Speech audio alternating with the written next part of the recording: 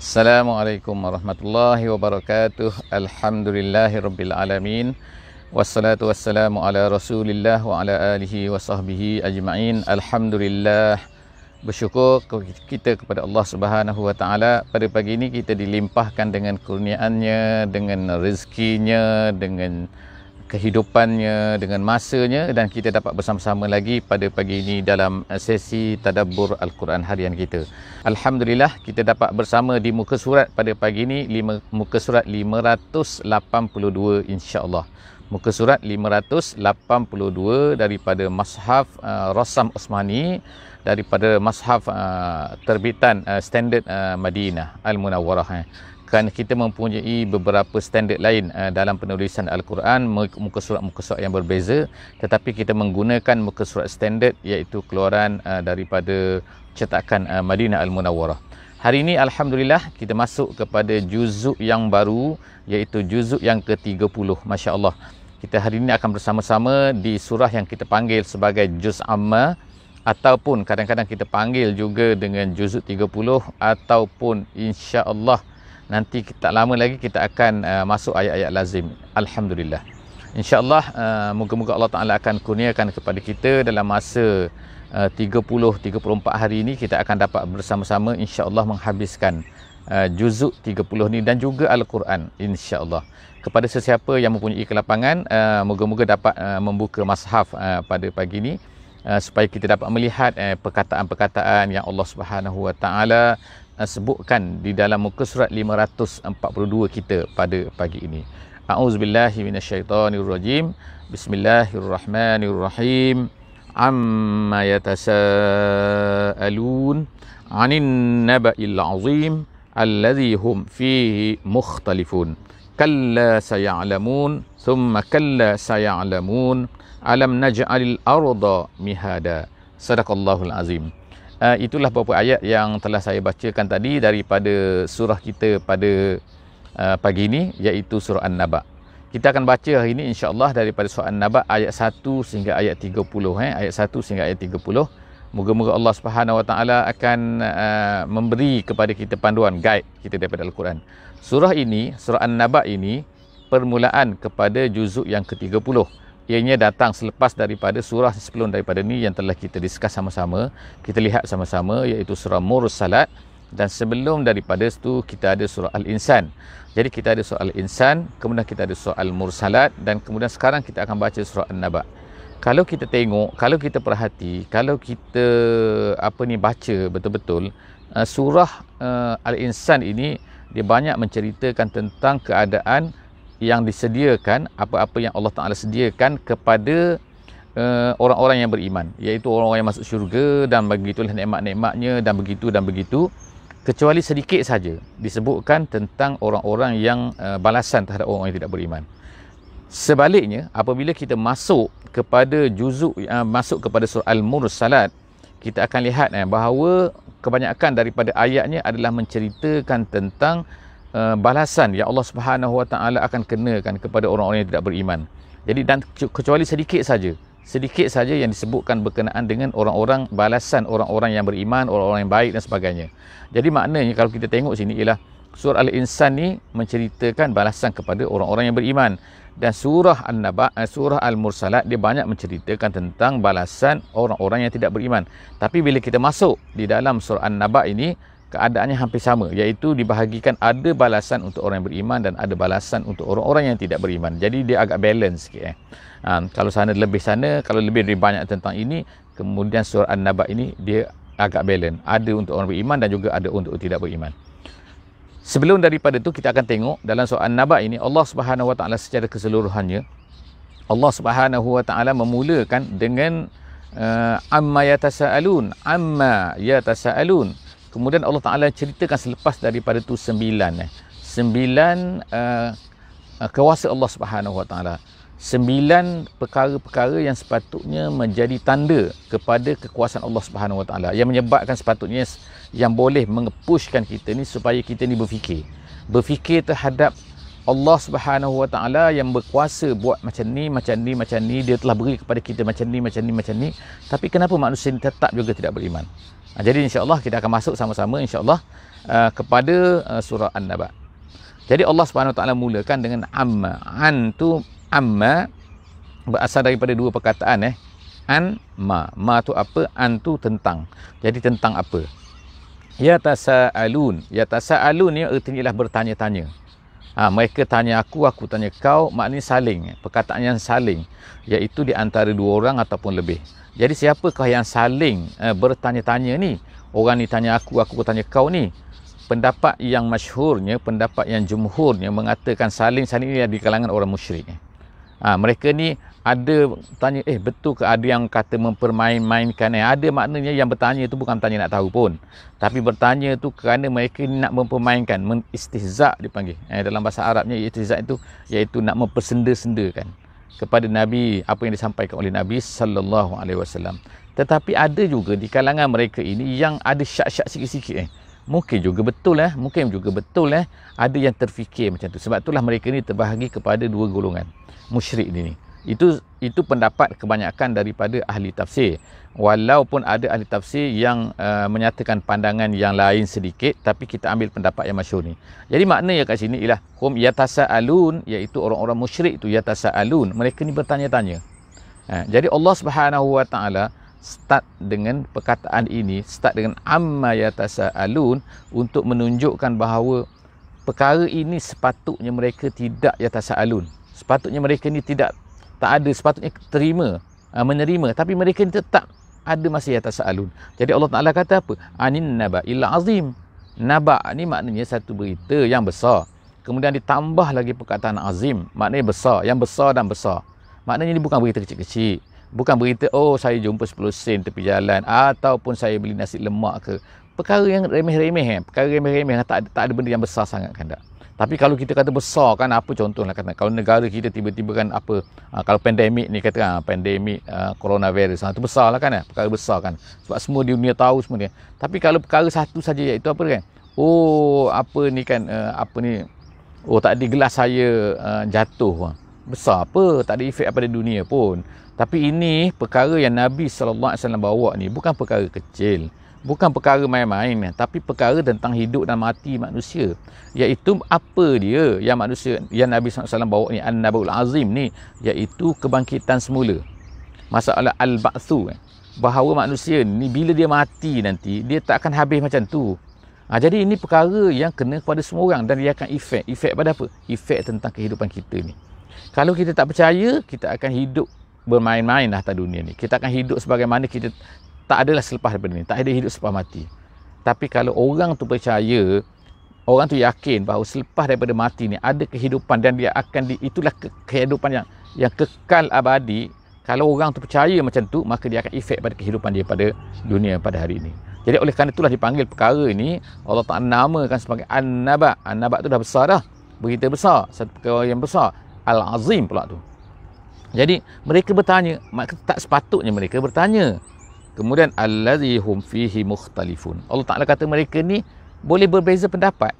Boleh ada yang kata, mungkin ada boleh kata tak adalah, boleh mukhtalifun, berbeza-beza pendapat, bertelingkah.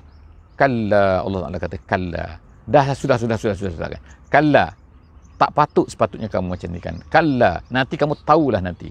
Kalla saya'lamun, nanti kamu tahulah. Summa kalla saya'lamun. Allah Ta'ala ulang lagi, nak menunjukkan bahawa dia besar dan tak patut. Nanti kamu tahulah nanti. Kamu tahulah nanti. Macam tu kan, bila kita ulang percakapan kita ni, nak menunjukkan bahawa perkara tu adalah perkara yang besar. Perkara yang maknanya tak logik lah, apalah ni. Tahulah nanti kamu. Alam naj'alil arda mihada. Kemudian Allah Subhanahu Wa Ta'ala start menceritakan tentang kuasa-kuasanya. Allah Ta'ala bangkitkan suruh manusia ni berfikir kan. Berfikir sikit, iaitu apa? Kalla. Kalla saya'lamun. Kemudian Allah Ta'ala kata apa? Alam naj'alil arda mihada. Kemudian Allah Ta'ala kata alam naj'alil arda mihada. Bukankah aku jadikan al-arda, bukankah kami jadikan al-arda ni maknanya bumi ni mihada ni asal dalam bahasa Arab artinya ialah tempat yang kita sediakan untuk baby tu, untuk anak damik tu, untuk kanak-kanak tu tidur. Kadang-kadang kita buat macam-macam lah kan. Kita buat macam ada ni lah kan, ada apa ni penghadang lah kan. Supaya apa? Supaya budak tu tak boleh keluar. Tapi dia duduk dalam tu, dia boleh bermain dan tu, bergolek-golek dalam tu kan, buat apa saja kan. Dia tak terkeluar daripada situ kan. Jadi Allah Subhanahu Wa Taala sebut kan, Allah Taala jadikan bumi ni mihada. Yang kita kata terhampar ke, yang kita, itu adalah terjemahan lah, nak gambarkan iaitu apa? Iaitu kita berada di atas bumi ni. Allah Taala jadikan bumi ni kita berada di sini dengan mudahnya kan. Kita nak buat apa saja boleh, kita nak pergi ke mana saja boleh kan.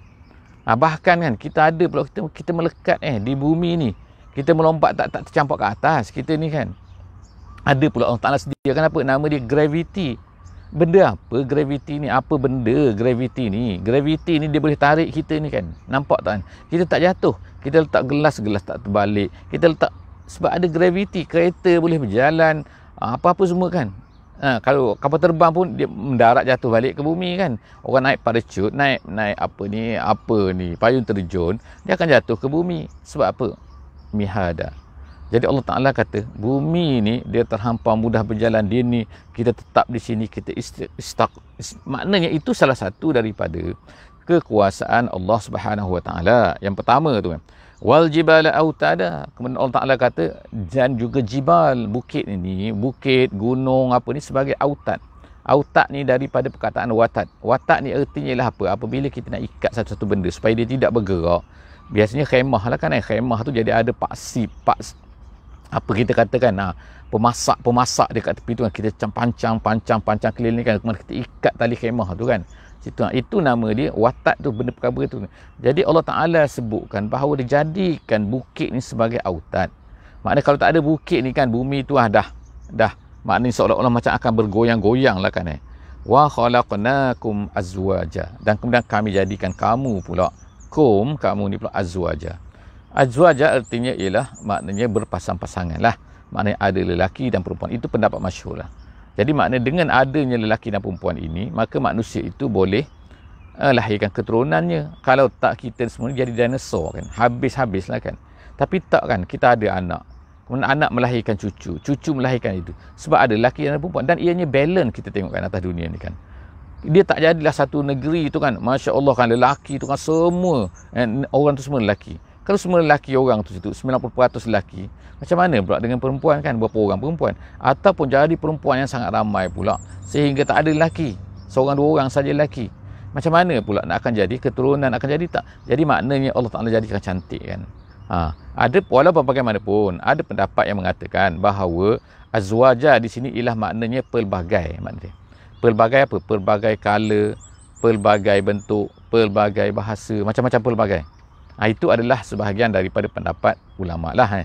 Jadi maknanya ini adalah penjelasan-penjelasan yang Allah Ta'ala nak ulama-ulama semua berikan kepada azwaja. Kemudian tak apa kan kita kan. Ini semua pelbagai tu, maknanya kita bagi pelbagai. Wa ja'alna naumakum subata. Kemudian seterusnya Allah Ta'ala sebutkan, tengokkan Allah Ta'ala jadikan tidur kamu, naumakum subata. Subata ni ialah daripada sabata. Sabata ni makna al-qat'u. Al-qat'u makna potong. Potong macam mana? Jadi kita tengokkan bahawa kita ni kalau tak ada tidur, maka kita akan jadi tension Bila kita tidur ni, dia merehatkan badan, dia release tension, dia semua hilang bila kita dapat tidur sebab itulah tidur walaupun sedikit, kita kata power nap ke kan, dia akan memutuskan seolah-olah macam kita bila kita bangun tidur ni kan, seolah macam kita ni cuba kalau penat sangat kan, dia akan jadi macam manusia baru kita ni kan, macam lahir baru, lahir semula. Jadi kuat balik semua balik kan tak? Itu maknanya subata. Orang-orang Yahudi telah menamakan hari Saturday tu kan, bernama Sabtu. Yaum Sabtu. Yaum Sabtu maknanya hari yang rehat, hari pemutus, maknanya selepas ni kerja balik. Hari Ahad kerja balik. Gitu kan. Tapi kita sekarang dah berubah sikit lah kan Hari Ahad dah jadi hari Minggu kan. Tapi asalnya ialah hari Ahad tu hari Satu. Hari Isnin tu hari Dua. Hari Isnin. Sampai sekarang ni kita panggil hari Isnin tu hari Satu kan. Tak apa mana-mana pun kan, taklah salah benda ni kan. Tapi nak ceritanya dari segi Sabtu tu, subata artinya ialah maknanya rehat Sebab bagi orang Yahudi, dia rehat hari Sabtu, dia tak boleh buat kerja. Hari Sabtu semua tak boleh, nak pergi mengairkan tak boleh, buat kerja tak boleh, hanya beribadah sajalah kan. Kemudian Allah Ta'ala kata lagi, waja'alna naumakum subata waja'alna al-laila libasa. Malam pula Allah Ta'ala kata dijadikan sebagai libas. Libas ni makna satu benda yang mengelilingi satu benda. Kita panggil dia pakaian asalnya kan. Kalau libas tu makna pakaian.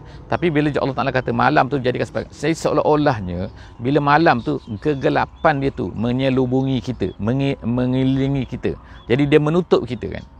Malam. Kemudian waja'alnan nahara ma'asya, dan jadi yang siang kita. Sekarang siang kan. Bermulanya siang. Jadi ma'ash ni untuk mencari rezeki, untuk bekerja, untuk buat ni dan sebagainya. Itu adalah ma'ash. Jadi Allah Ta'ala dah elok cantik kan tak? Malam dia jadi gelap. Cuba katakan siang hari jadi gelap, kan susah kita nak buat kerja. Kita kata tunggu siang lah. Kita nak baiki kereta, tunggu siang lah. Kita nak buat ni, tunggu siang lah. Nak bertani, tunggu siang lah. Kalau tak susah kita kena pasang lampu kan. Jadi Allah Ta'ala jadikan cantik kan. Kalau malam tu, kalau terang pula susah kita nak tidur pula kan. Macam mana kita pun nak tidur terpaksa tutup lampu. Jadi tu semua adalah dipanggil libasan wa ma'asya. Kemudian wa banaina fawqakum sab'an shidada. Di atas pula Allah Ta'ala jadikan apa? Wa banaina fawqakum, kami bina di atas kamu ni.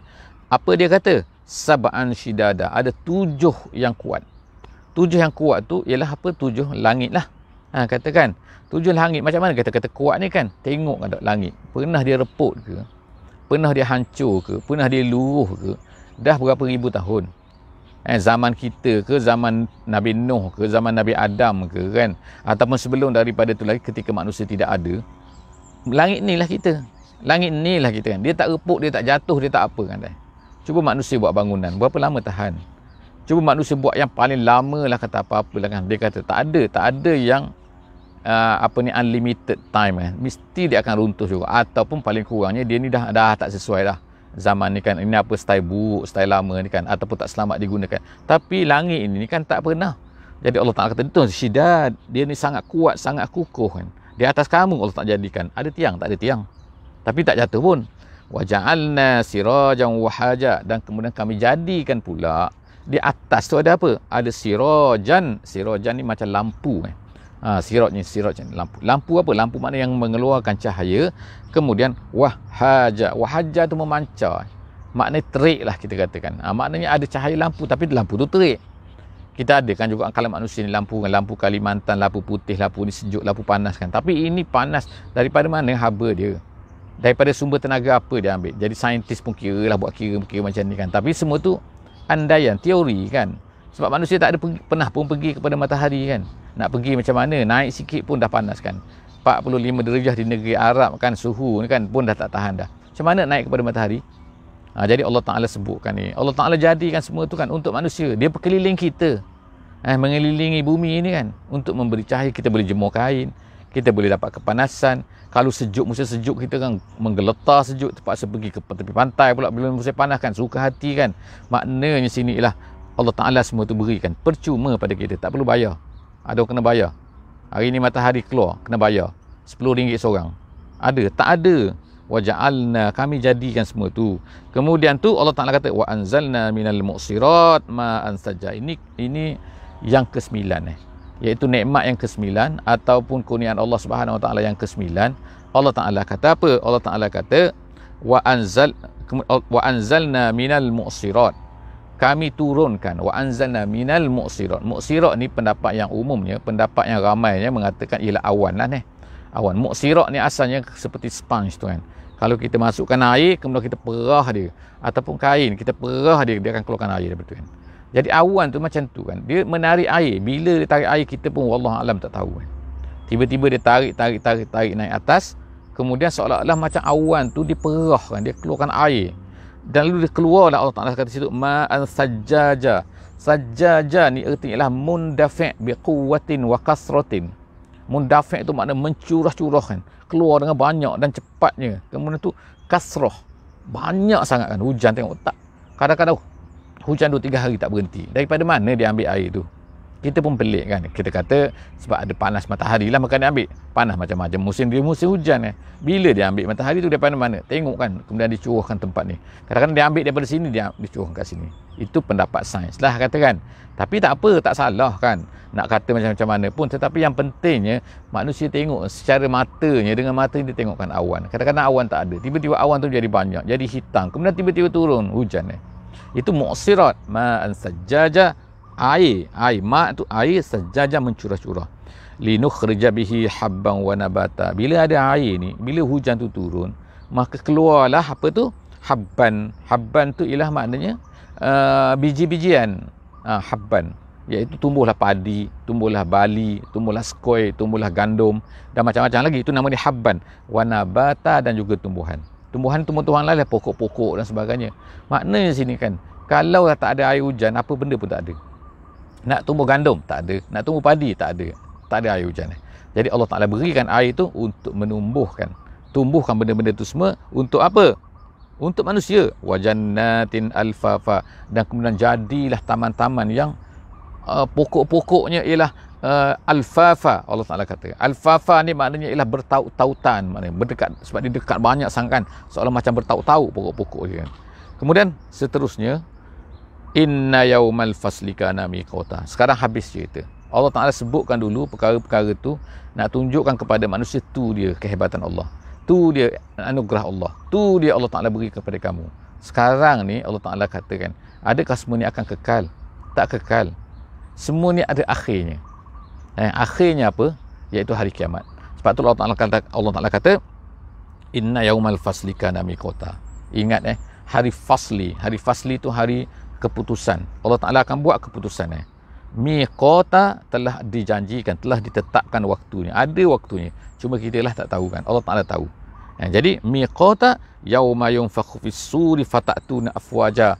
Hari itu bagaimana Allah Ta'ala gambarkan, iaitu manusia pada hari itu, yang pertamanya ialah mereka ni bila ditiup saja sangkakala. Sur, kata sur ni kita nak kata sangkakala ke, kita nak kata trompet ke, kita tapi bunyi yang ditiup oleh malaikat tadi tu, bunyi tu yauma yunfakhu, ditiupkan fis-suri, pada alat untuk keluarkan bunyi tu, fatatuna afwaja, lalu kamu maka akan semua akan datang berpuak-puak, berbondong-bondong semua, tak ada orang boleh lari. Lari pergi ke mana-mana? Pergi kepada fasli, pergi kepada dikira, dihisap oleh Allah Subhanahu Wa Taala. Pada hari itu Allah Taala kata wa futihatis sama, wa futihatis sama. Langit pun pada masa itu lalu terbuka. Sekarang kita tengok langit ada terbuka? Tak ada. Kita tengok ada pintu? Tak ada kan? Tak ada macam itu. Tapi pada hari akhirat dia akan terpecah-pecah lalu terbuka. Ada yang kata seolah-olahnya ada macam pintu-pintu terbuka macam ada tempat masuk. Ada yang kata memang mempunyai pintu. Lalu lahirlah pada masa itu pintu-pintu. Wasuyiratil jibalu fakanat saraba. Dan Allah Ta'ala terbangkan bukit tadi tu, yang Allah Ta'ala kata menjadi pasak tu kan, pasak jadi pengikat kuat tu kan, tak tercabut daripada bumi tu, tiba-tiba dia terbang. Fakanat saraba, bahkan dia tu menjadi seperti fata morgana. Tak ada apa pun, maknanya tak ada dah apa-apa. Fata morgana, nampak macam ada tapi tak ada. Itu fata morgana. Jadi seolah-olahnya Allah Ta'ala kata macam tu, itu bukit dah jadi macam tu. Fakanat saraba inna jahannam. Bukan seolah-olah, tapi memang akan jadi macam tu. Minta maaf Kemudian inna jahannam kanat mirsada. Kemudian Allah Ta'ala kata pada hari itu jahannam, neraka jahannam, dia akan menjadi apa? Kanat mirsada.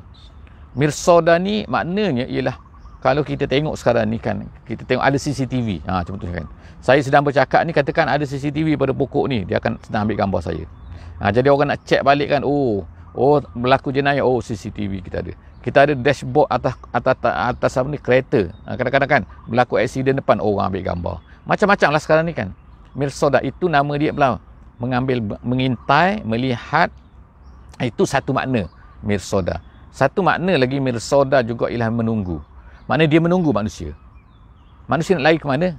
Aku tunggu kau di sana. Kau tak boleh lari. Memang itu barisan dia. Itu jalan dia kan. Kau akan menuju kepada aku juga kan. Maknanya akan terpaksa bertemu dengan aku juga. Itu mirsada. Jadi Allah Ta'ala kata kat sini, inna jahannama kanat mirsada. Neraka jahannam itu, dia sedang mengintai kamu, sedang melihat kamu, sedang menunggu kamu. Dan ataupun ada pendapat kata, setengah ulama tafsir kata, disediakan untuk kamu. Dah siap bersedia dah. Kemudian litorin, untuk siapa? Litorin, untuk orang-orang yang jahat, untuk orang-orang yang melampaui batas. Ma'aba, itulah tempat hidup dia, itulah tempat kekal dia, itulah tempat kata-kata dia akan tinggal di situ selama-lamanya. Labisina fiha ahqaba.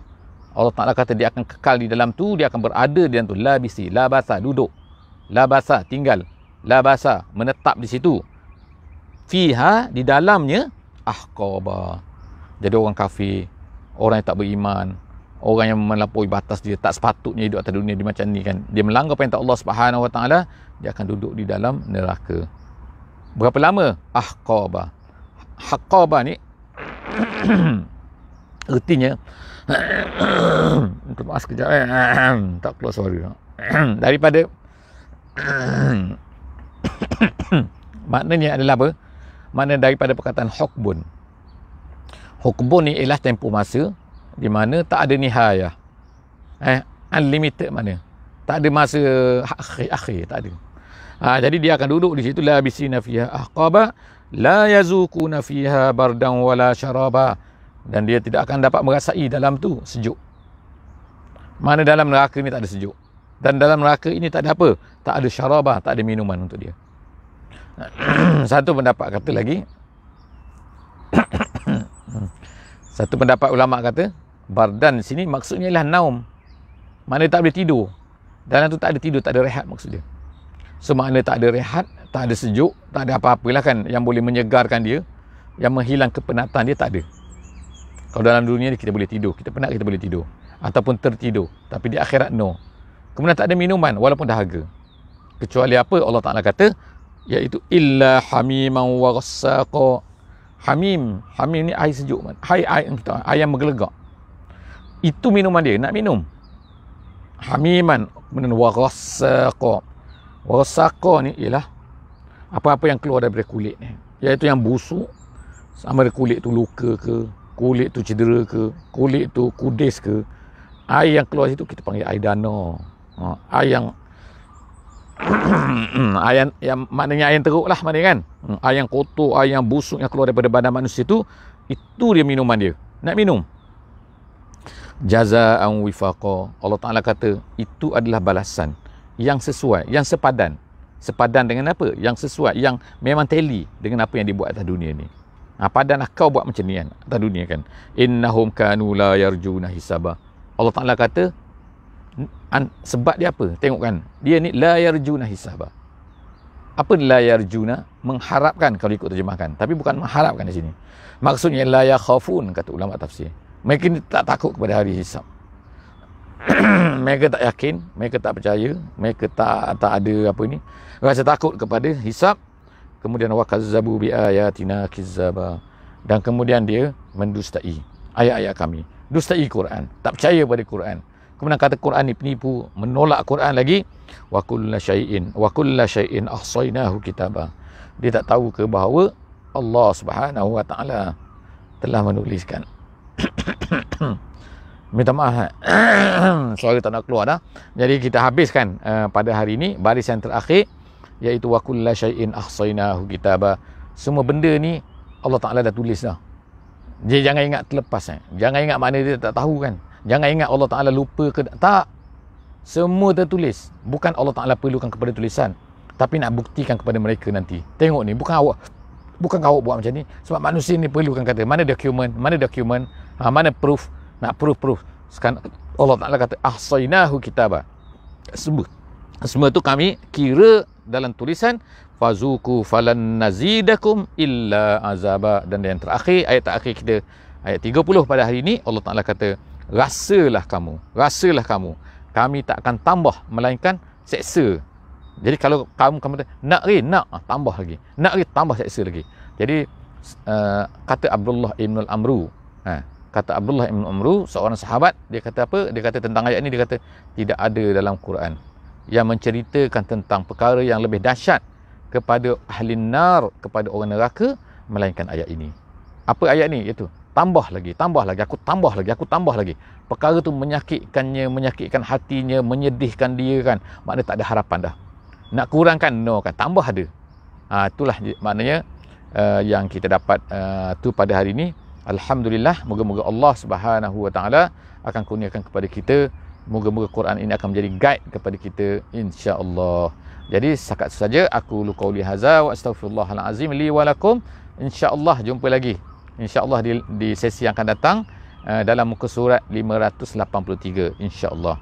Jadi sila share, sila komen, insya-Allah, sila beri komen insya-Allah walaupun sedikit, apa-apa pun insya-Allah kan. Dan jangan lupa, yang pentingnya ialah link ini mestilah ditulis, dihantar, disend, sharekan semua kepada sahabat-sahabat semua kan, kepada semua sahabat-sahabat kita, kepada siapa saja yang boleh fahamlah apa yang saya cakap ni kan. Moga-moga Allah Subhanahu Wa Taala akan kurniakan kepada kita dengan rahmatnya, dengan berkatnya, dan memberi taubat kepada kita, mengampunkan semua dosa-dosa kita. Amin ya rabbal alamin. Bismillahirrahmanirrahim. Wal 'asri innal insana lafi khusr illa allazina amanu wa 'amilus solihat wa tawasaw bil haqqi wa tawasaw bis sabri. Wassalamu alaikum warahmatullahi wabarakatuh.